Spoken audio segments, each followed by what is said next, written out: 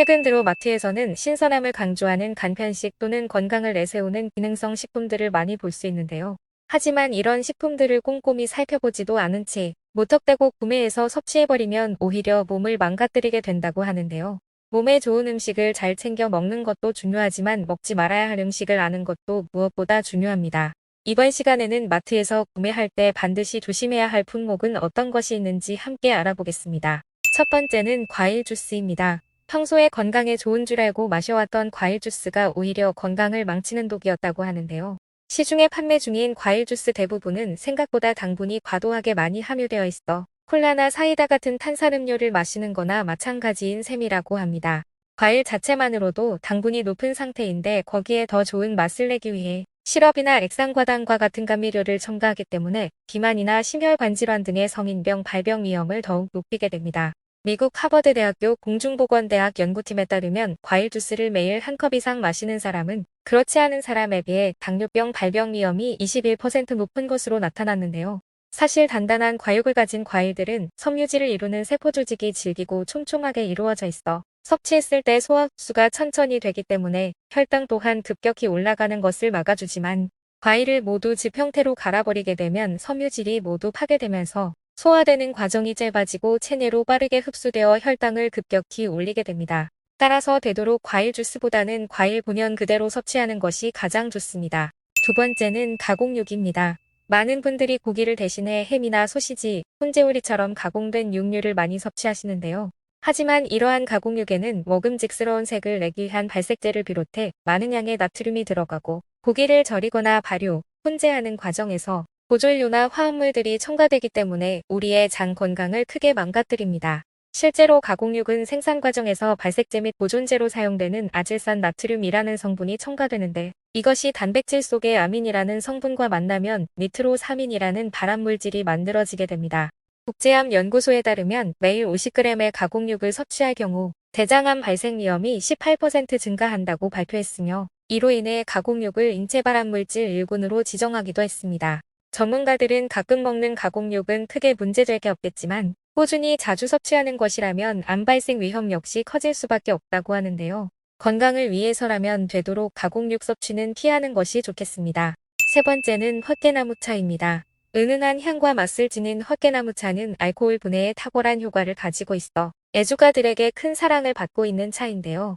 헛개나무 열매에는 속취의 원인이 되는 아세트알데히드 성분을 분해하는 효과가 있어 속취를 빠르게 해소시켜주고 간의 재생 능력을 도와 간 기능 개선에 도움을 주는 효과가 있습니다. 하지만 헛개나무차는 급성 간염이나 만성 간염 등의 간 손상이 있는 경우 오히려 간 기능을 악화시킬 수 있는데 실제로 헛개나무 속 암페롭신과 포베니틴스라는 성분 등은 간 건강에 도움을 주지만 그 외 다른 성분은 간독성을 일으킬 수 있기 때문에 섭취할 때 주의가 필요하다고 하는데요.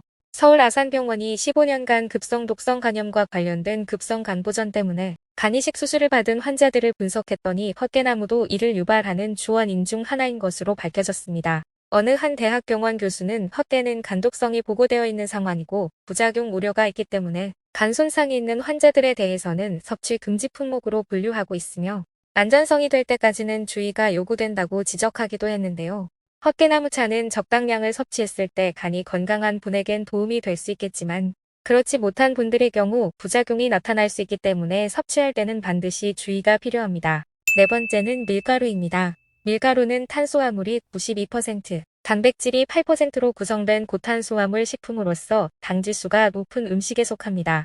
밀가루처럼 당지수가 높은 음식들은 췌장을 자극하여 인슐린을 과도하게 분비시키게 되는데 이러한 증상이 반복되면 당뇨병의 발병률을 높일 뿐만 아니라 초과 섭취된 포도당이 그대로 지방으로 쌓여 비만을 유발하게 됩니다. 이렇게 점차 몸에 쌓인 지방은 결국 건강했던 간도 지방간으로 만들어버리는데 식품의약품 안전처에 따르면 평소에 술을 마시지 않는데도 탄수화물 과다 섭취로 인한 지방간 유병률이 남성은 1.7배, 여성은 3.8배나 높은 것으로 나타났습니다. 간에 쌓인 지방이 염증을 유발하게 되면 간이 딱딱해지는 간경변증과 같은 간질환이 발생할 수 있으며 더 나아가 간암까지 이어질 수 있기 때문에 과도한 탄수화물 섭취는 반드시 피하는 것이 좋습니다.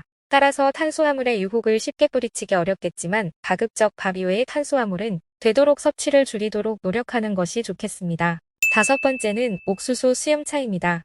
흔히 광고에서 옥수수 수염차가 얼굴에 붓기를 빼주고 사라진 V라인을 찾아준다는 내용을 보신 적이 있으실 텐데요.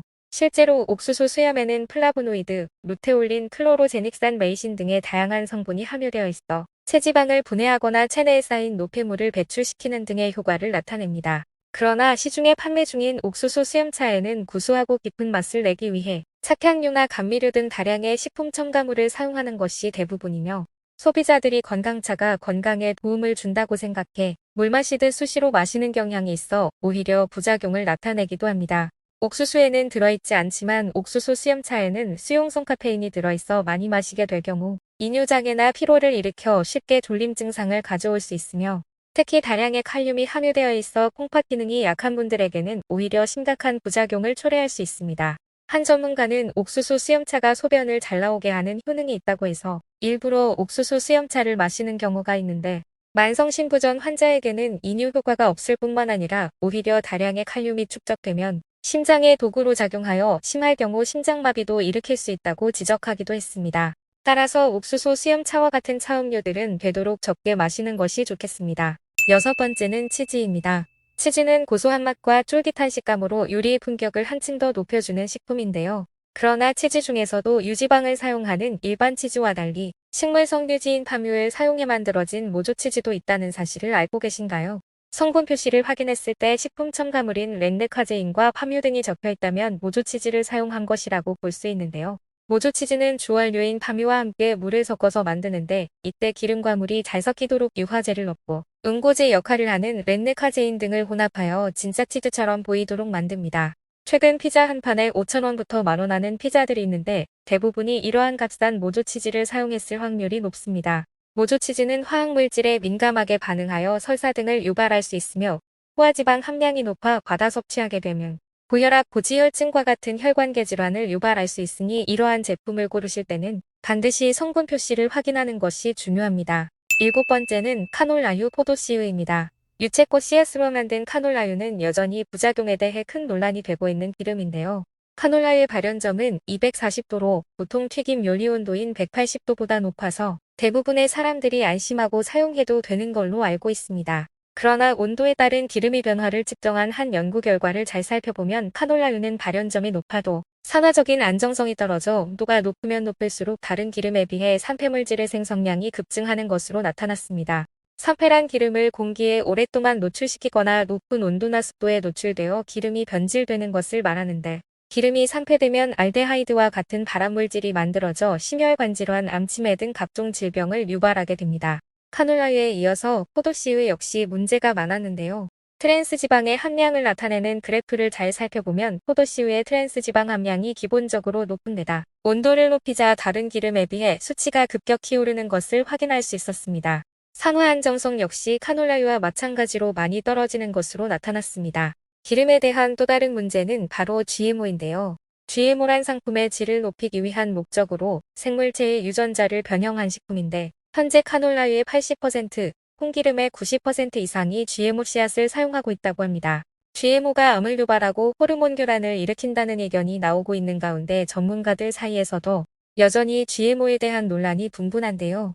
따라서 굳이 산화 안정성이 떨어지거나 GMO 논란이 많은 기름을 사용하기보다는 논란이 적고 산화 안정성이 좋은 올리브유나 아보카도유를 사용하는 것이 좀 더 안전하겠습니다.